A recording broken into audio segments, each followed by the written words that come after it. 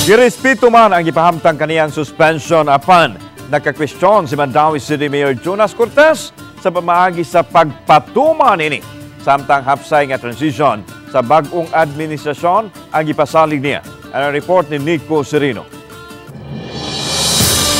Personal nga miadto sa City Hall kaganiha si Mayor Jonas Cortez kinsa gipasuspenso sa ombudsman. Nakig-meeting siya sa mga opisyales, department heads ug mga barangay kapitan.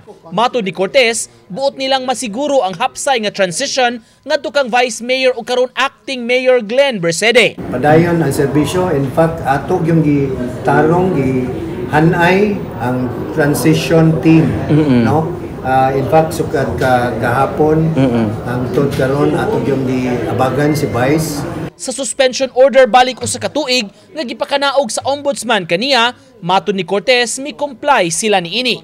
Apan nakapangutana siya sa pamaagi sa implementasyon sa order. Suspension, doon nagkuyog nga implementing order.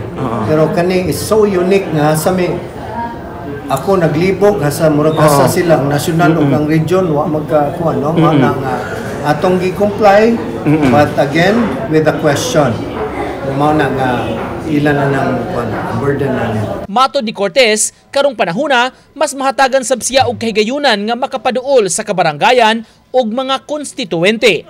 Samtang karong adlaw nabantayan namo nga anam-anam nga gipanghipos ang magamit sa Vice Mayor's office. Gipamutos kini o gipagawas ug ang uban gidala paingon sa Mayor's office. Sa interview kagahapon ni Acting Mayor Glenn Bersede, bukas ra siya asa mag-opisina sa Mayor's office ba o sa iyarang buhatan. Si Acting Vice Mayor Nerissa Sun Ruiz mauna sab ang nagpreside sa City Council session karong adlaw. Kung asa siya mag-opisina, matud pa mag-agad ra sab siya sa Acting Mayor.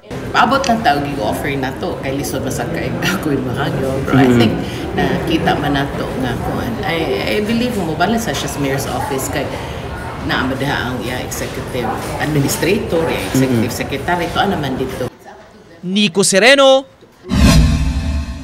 Balitang Bisdak.